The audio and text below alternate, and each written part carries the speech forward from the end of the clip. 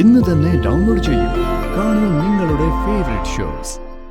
മകന്റെ സമ്പത്ത് കണ്ട് അച്ഛനല്പം താല്പര്യം തോന്നിപ്പോയെന്ന് കുറച്ചു നേരത്തേക്ക് ഞാൻ വിശ്വസിച്ചു പോയി. ഒരു സൈഡിൽ നിന്നും പാടത്തെ പണിക്കാരനായ ഹരി, പക്ഷേ കരുത്തനായ പട്ടാളക്കാരൻ രഘു അതിൽ നിന്ന് രക്ഷപ്പെട്ടു. ഇനി അങ്ങനെ സംഭവിക്കില്ല.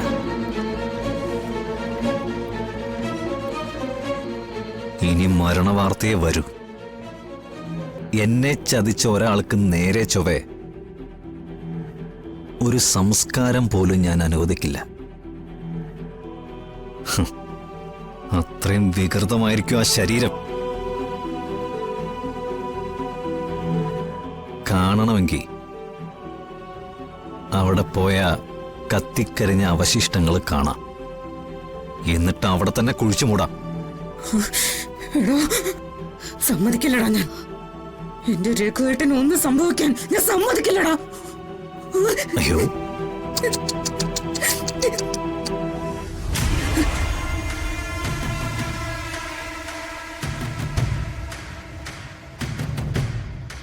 ഇപ്പൊ ഒരാള് നഷ്ടപ്പെടാനേ ഞാൻ തീരുമാനിച്ചിട്ടുള്ളൂ.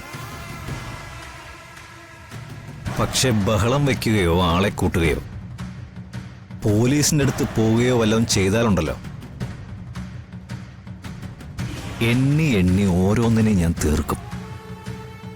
ഒരു കാര്യം നിങ്ങൾ മനസ്സിലാക്കിക്കോ.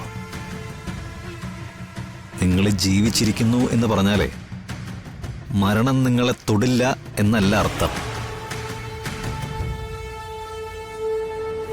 ജീവൻ തീരുമാനിച്ച മരണത്തിന്റെ സമയം ആയിട്ടില്ല എന്നാണ്.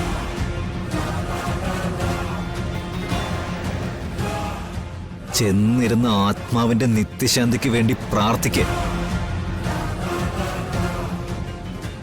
അതേ ഇനി ചെയ്യാനുള്ളൂ നിങ്ങൾക്ക്.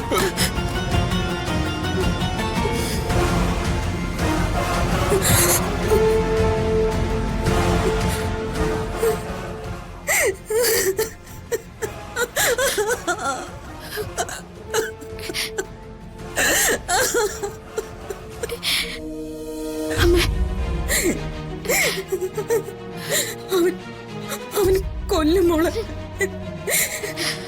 രഘുവേട്ടനെ തിരിച്ചു വരില്ല. அம்மா போலீஸ் கிட்ட போனோம். அம்மா அவ என்ன மாதிரி எல்லாம் பண்ணுன்னு சாருக்கு தெரியல.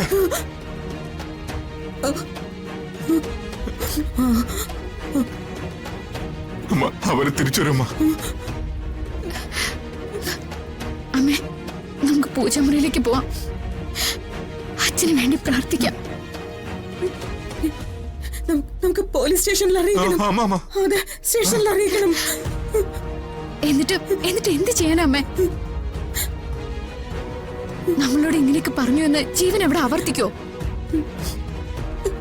അന്വേഷിക്കാൻ വരുന്ന പോലീസ് ഉദ്യോഗസ്ഥര് സത്യസന്ധരായിരിക്കോ? അമ്മേ, നമുക്ക് ദൈവത്തിനോടെ പറയാൻ പറ്റൂ. അമ്മ വാ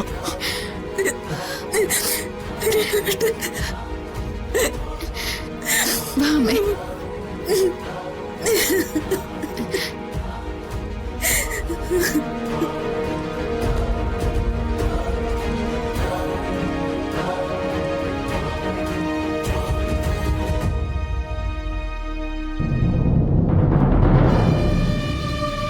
എന്താ സാർ?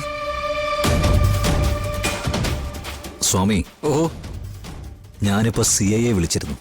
എന്താ സാർ വിശേഷിച്ച്? കാര്യമുണ്ടോ സ്വാമി? ഇവിടെ നിന്ന് അങ്ങോട്ട് JR അസോസിയേറ്റ്സിന്റെ കാര്യങ്ങള് പൂർണ്ണമായിട്ടും സ്വാമിയുടെ നേതൃത്വത്തിലായിരിക്കും.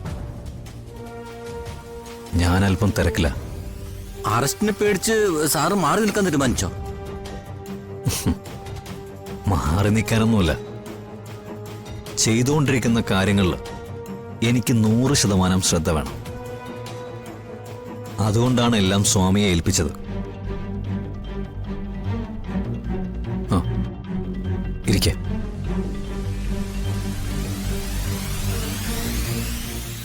സാറേ, സാർ എനിക്കൊരു ഉപകാരം ചെയ്യണം. എന്ത്?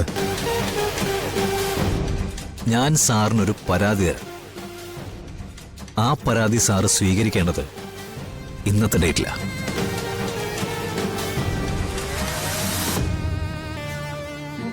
മനസ്സിലായില്ല. രേഖകൾ അനുസരിച്ച് ഇന്നലെ ആ പരാതി നിങ്ങളുടെ കയ്യിൽ കിട്ടിയിട്ടുണ്ട്. നിങ്ങളത് അന്വേഷിക്കാൻ തുടങ്ങിയിട്ടുമുണ്ട്. പറ്റില്ലേ?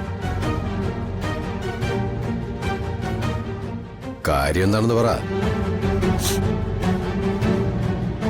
എന്റെ അച്ഛനെ കാണുന്നില്ല. അച്ഛൻ ആരോഗ്യവാനാണെങ്കിലും ഈ അടുത്തായി ചെറിയൊരു ഓർമ്മക്കുറവുണ്ട്. എങ്ങോട്ടാ പോകുന്നതെന്ന് അച്ഛന് നിശ്ചയമില്ല. വേണമെങ്കിൽ അതിനുള്ള ഡോക്ടർ സർട്ടിഫിക്കറ്റ് ഞാൻ കാണിക്കാം. തന്നെ പോലെ ഒരാൾക്ക് ഡോക്ടർ സർട്ടിഫിക്കറ്റ് കിട്ടാൻ ബുദ്ധിമുട്ടൊന്നും ഉണ്ടാവില്ലല്ലോ. കാര്യം എന്താണെന്ന് പറ. എന്റെ അച്ഛൻ ഇന്ന് കൊല്ലപ്പെടും.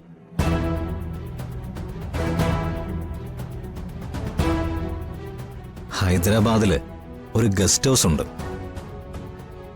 അവിടെ വെച്ചാവും കൊല്ലപ്പെടുക.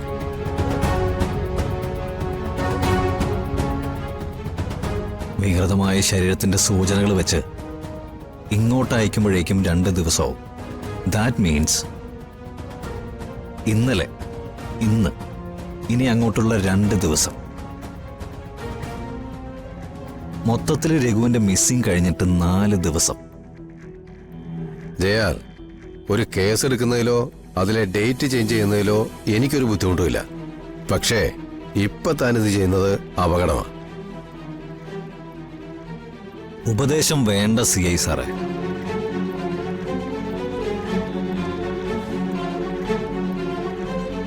കൂടെ നിന്ന് ചതിക്കുന്നതിന് ഒരൊറ്റ ശിക്ഷ മാത്രമേ എനിക്കറിയൂ. അത് മരണമാണ്. ചുറ്റുള്ളവർ ഇത്രയൊക്കെ തീയിട്ടിട്ടും JR ഒരു കുഴപ്പമില്ലാതെ പിടിച്ചു നിൽക്കുന്നില്ലേ സാറേ? ഇനി അതെങ്ങനെ മുമ്പോട്ട് കൊണ്ടുപോകണമെന്ന് എനിക്കറിയാം. സാർ,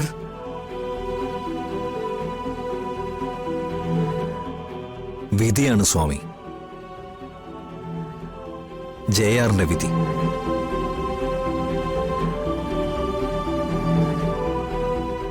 അതിനി തിരുത്തില്ല. ചാകാനുള്ള സമയം അടുത്തപ്പോഴാ കൂടെ നിന്ന് JRനെ ചതിക്കണമെന്ന് എൻ്റെ അച്ഛന് തോന്നിയത്.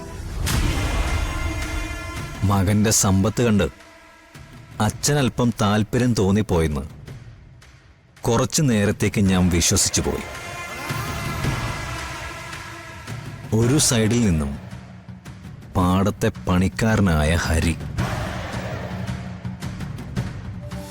മധുര നൊമ്പരക്കാറ്റ്